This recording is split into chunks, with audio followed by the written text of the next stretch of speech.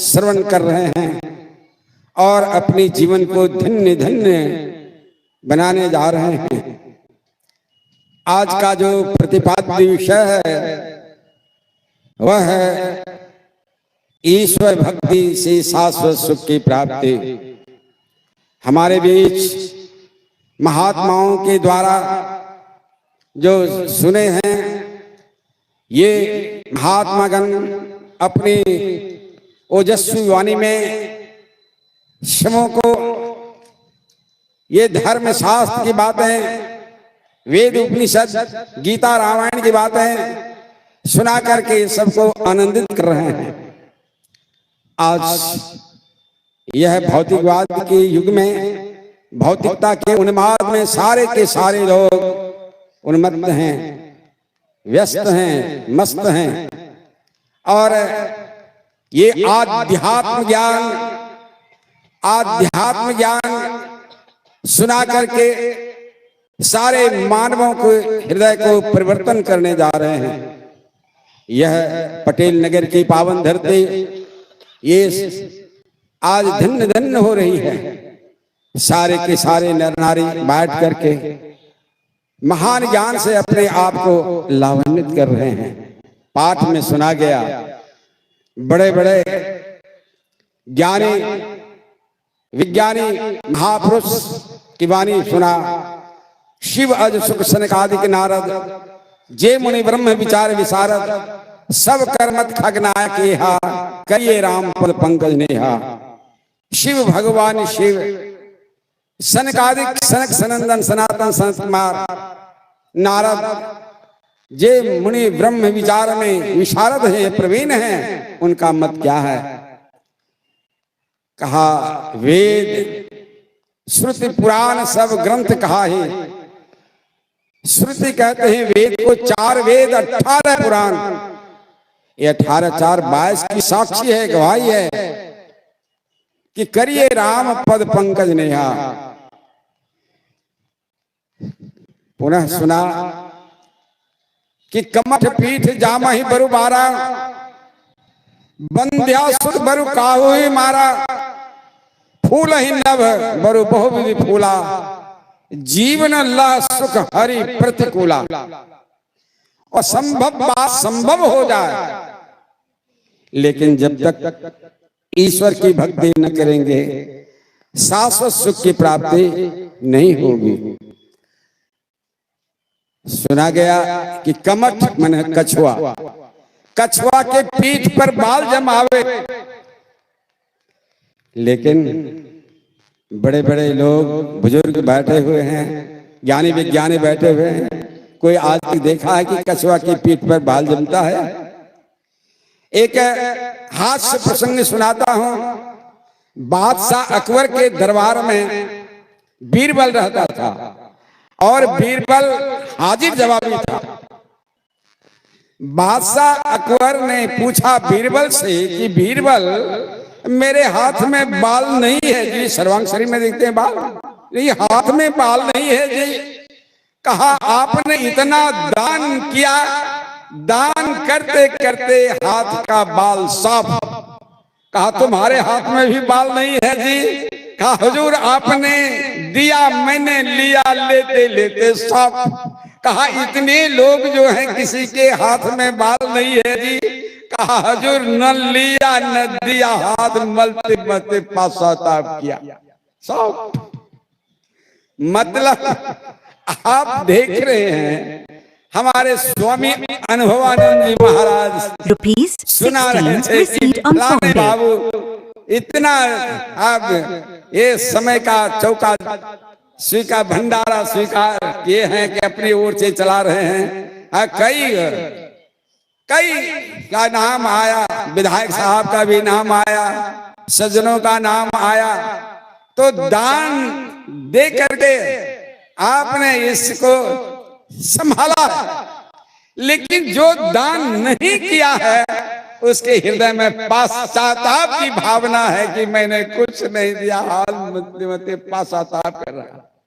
भाइयों समय है, आज पूर्वान्ह के सत्संग में श्रवण कर रहे थे पूज्य प्रधानाचार्य जी से, और उन्होंने निवेदन के रूप में कहा कि महाधिवेशन मेरे जन्मभूमि में होने जा रहा है और वह समय निश्चित है कि 8, 9 एवं 10 मार्च 2025 ये निश्चित हो गया है।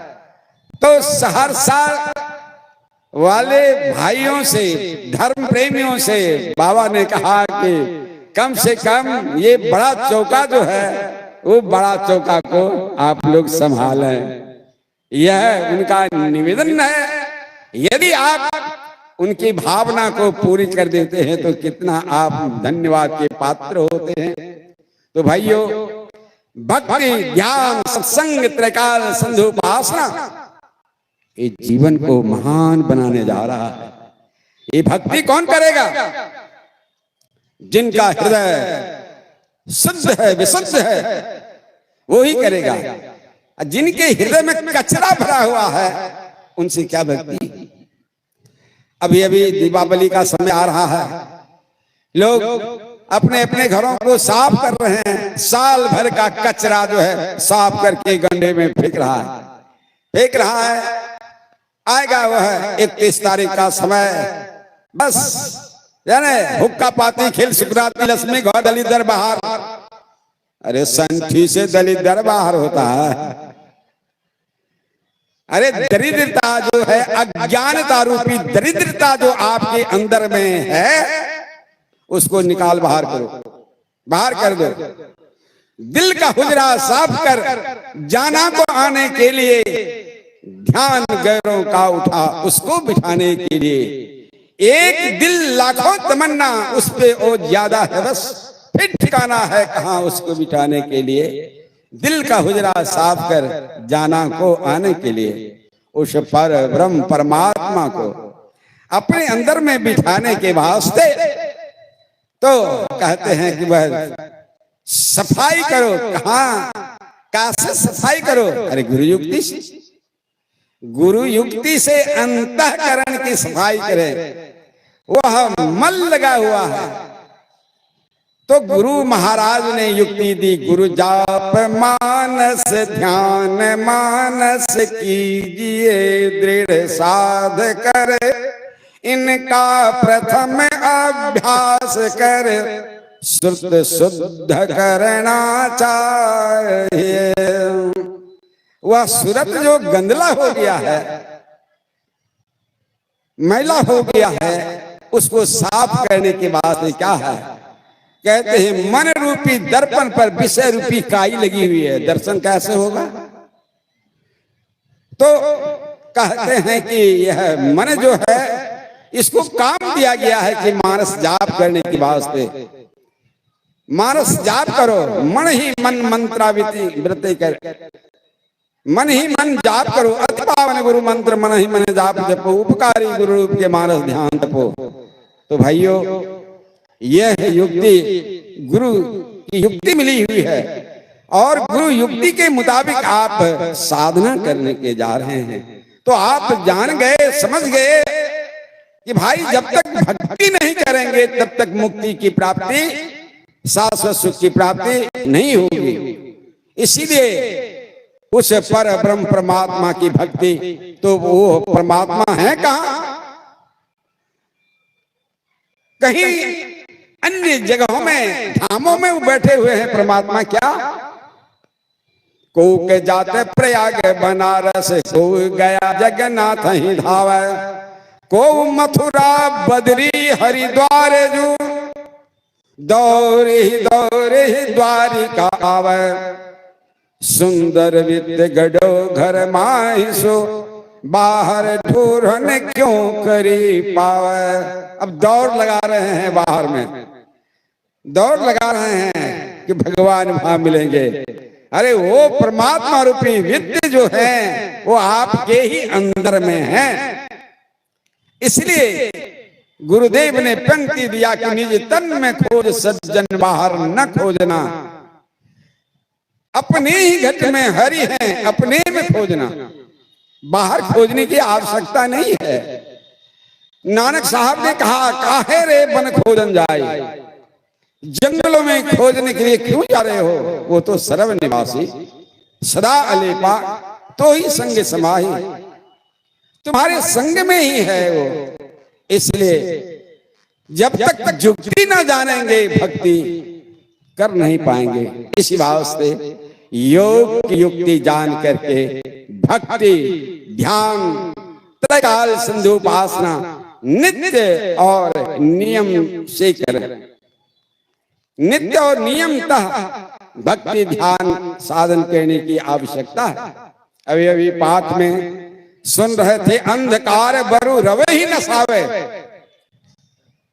राम विमुख न जीव सुख पावे। अंधकार जो है सूर्य को नाश कर दे। पूज्यपाद संत सेवी बाबा के प्रवचन में मैंने सुना, और वो समय जो होंगे वो भी सुने होंगे। एक समय की बात है, अंधकार ने केस पेश किया भगवान के पास। कहा, भगवान ये सूर्य जो है हमें तंग करते रहता है, मैं भारत आता हूं, यहां आकर के मुझे भगा देता है, मैं अमेरिका इंग्लैंड चला जाता हूं, फिर वहां चला जाता है, वहां से भागना पड़ता है, तबाह करते रहता है ये सूर्य। अंधकार से कहा, भगवान ने कहा, मैं सूर्य देव को बुलाता हूं, तुमको अक्खा मक्खा क्यों परेशान करता है। आह्वान के सूर्य देव को, सूर्य देव उपस्थित हुए। कहा, सूर्य तूने अंधकार को क्यों परेशान किया है, कर रहा है, क्या बात है। कहा, भगवान आपके ही श्रीमुख से मैं अंधकार शब्द सुना हूं, यदि हमसे उनको कष्ट है, तकलीफ है, तो आप अंधकार को हमारे सामने कर दीजिए, मैं क्षमा मांग लूंगा। क्या अंधकार सूर्य के सामने आ सकता है? अंधकार वरु रवे ही न सावे, संत कवि का कहना है, वह नाश कर सकता है ना। लेकिन राम से विमुख रह करके कोई सुख नहीं पा सकता। इसलिए क्या करना चाहिए? सत्संग आपके अंदर में ये सद्भावना, सद्ज्ञान, ये शांति का उपदेश, ब्रह्म उपदेश कर रहा है कि भाइयों, ये ज्ञान जब तक संत सद्गुरु से सद्युक्ति प्राप्त करके ध्यान नहीं करेंगे, तब तक आपके अंदर में वह ज्ञान नहीं होगा। तो ज्ञान ध्यान चाहिए, लेकिन हम पाप में गर्क हैं, पाप में धसे हुए हैं, कैसे हमसे ध्यान होगा? पाप तो 10-20 नहीं, 5 ही पाप है। झूठ, चोरी, नशा, हिंसा और व्यभिचार, इन 5 पापों से जब तक अपने आप को नहीं बचाएंगे, तब तक आपके अंदर में पवित्रता नहीं आएगी, और पवित्रता नहीं आने के कारण आपसे ध्यान नहीं बनेगा। कहा है, ध्यान अर्थात भक्ति, ध्यान योग, भक्ति योग, लय योग, क्रिया योग, यह इसके साथ जो अल्फाबेट अंग्रेजी का है क्यू और यू, जहां क्यू आएगा स्वतः वहां यू आएगा। जहां भक्ति वहीं सदाचार, जहां सदाचार वहीं भक्ति। सदाचार विहीन होकर के भक्ति कर नहीं पाएंगे, इसलिए सदाचार का पालन करें। सदाचार का पालन करते हैं। आप विद्वान नहीं है, कोई बात नहीं है, आप सदाचारी हैं, और विद्वान होकर के सदाचारी नहीं है तो विशेष विशेष निंदा के पात्र हुए। आदर्श पुरुष में उनका गिनती नहीं हुआ। इसलिए वेद विद्या के इतना प्रकांड विद्वान रावण राक्षस की गिनती में आया, वो आदर्श पुरुष में उनकी गिनती नहीं हुई। इसलिए सदाचार मानव को महान बना देता है। इसलिए सदाचार का पालन कर, और सदाचार जो है यह 5 पाप से अपने आप को बचाना है। झूठ तो सारे के सारे साधु सन्यासी गृहस्थ विरक्त सब है, तो गृहस्थ कहेंगे हम लोग तो गृहस्थी में हैं, झूठ फूस तो चलता ही है हम लोगों को। लेकिन क्या इस सन्यासी वैरागी के लिए यह झूठ है, और ये जो है गृहस्थ के लिए उनकी झूठ बात नहीं। कितने को देखते हैं भेद भजन लेकर के भी खैनी खा रहा। हम तो भाई गृहस्थी है, जन पाठ चलाना है तो खाना पड़ता है, लेकिन क्या है यह छूट दिया गया है, ये छूट नहीं मिला है आपको। तो नशा ने नाश किया मेरे भारत को। इसलिए कहा भारत की संपत्ति 3 चीजों में, थू में, भू में और फू में।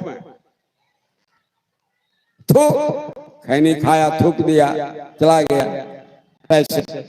फू गांजा पी करके मार एकदम धुकनी दे रहा है। आ रहे थे कल ही ट्रेन से, तो पहले तो खैनी खाया सामने मिला, और तब गांजा निकाला, चिलम निकाला, और फिर खैनी और गांजा दोनों को मिला करके चिलम में भर करके फिर देखो भाई ये गंदा फैलाने जा रहे हो, ये ठीक बात नहीं। अब देखिए इतना कर रहा है, वो क्या करेगा।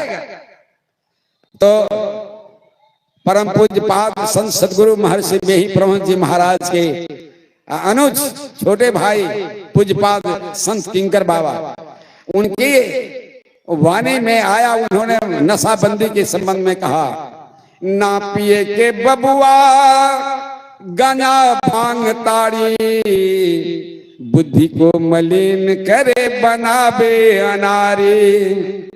ना पिए के बबुआ गांजा भांग ताड़ी, बुद्धि को मलिन करे बनावे अनारी। बीड़ी सिगरेट खैनी जर्दा आत के नसावे, मदिरा कॉफी चाय पी पी छाती को जलावे। ना पिए के बबुआ गांजा भांग ताड़ी, बुद्धि को मलिन करे बनावे अनारी। अनाउंसमेंट होता है, जो बीड़ी खैरी मांस मछली अंडा गंडा शराब ताड़ी जो खाना पीना छोड़ दिए हैं, उन्हीं को दीक्षा दी जाती है, उन्हें दीक्षा दी जाती है। संत मत का दीक्षा इतना आसान नहीं है कि खूब भगवान का नाम ले लो, भगवान शिव का नाम ले लो, और जो है भगवान गांजा भांग मांस मछली खूब खाओ। भाइयों आप सुने और विचारें, जीवन में उतारें। मैंने महाभारत की बात पढ़ी और सुना देता हूं। भगवान शिव से पूछा भगवती पार्वती ने, कहा सो प्राणनाथ मनुष्य किस कर्म से किस गति को प्राप्त होता है। तो भगवान शिव ने कहा, जो सदा मांस खाने वाले हैं, वो सदा मांस खाने वाले हैं, वह कौओं और गिद्धों की जोनियों को प्राप्त करेगा, और जो सदा शराब पीने वाला वह निश्चय सुअर होगा। शराब पीने वाला निश्चय सुअर, निश्चय लगाया उसमें भगवान शिव ने कहा। अब देखिए शराबी को देखिए कहाँ घुलटा हुआ है, कहाँ पड़ा हुआ है, देखिए कोई होश हवास है। शुगर को देखिए कहाँ पर घुलटा हुआ है, किस नाली में घुलटा हुआ है।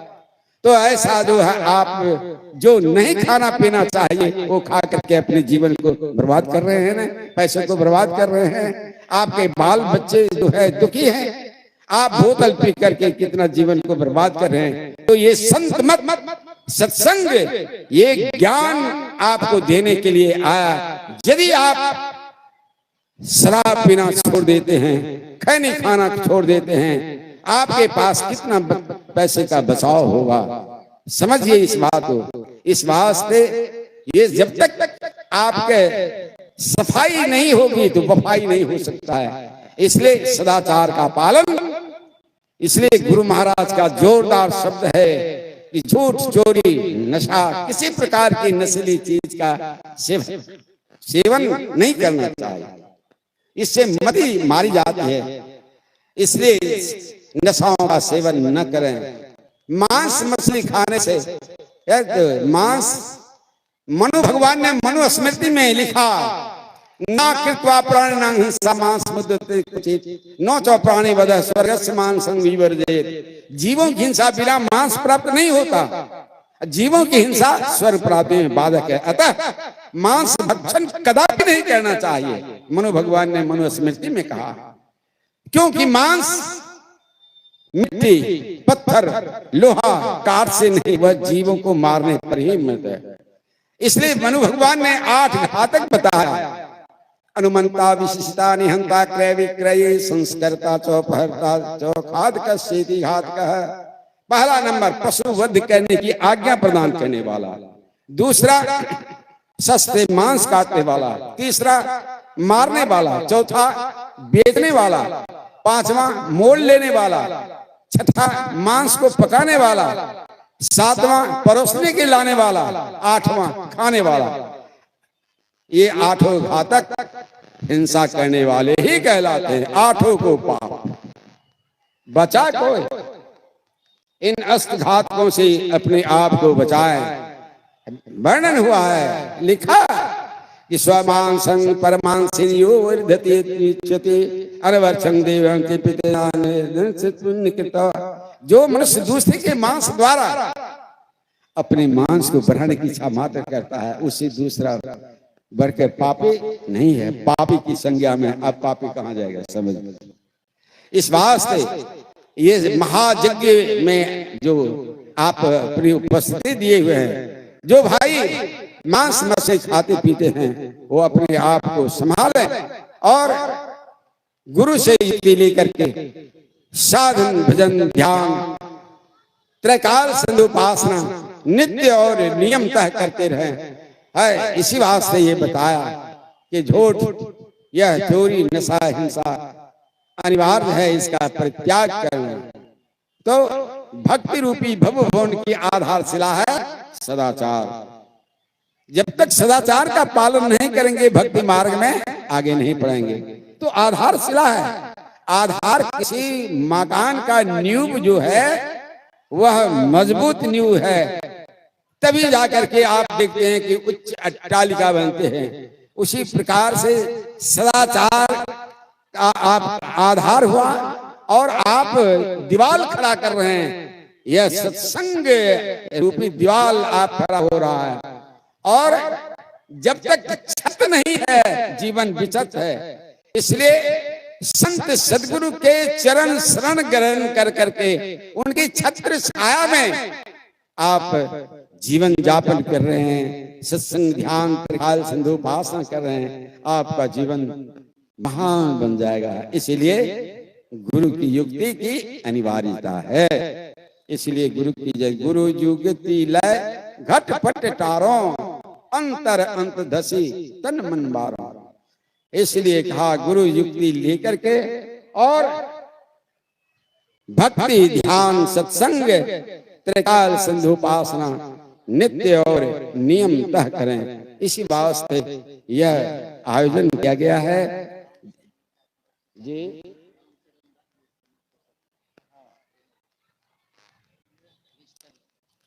अभी सुने कि निस्तन में खोज सज्जन,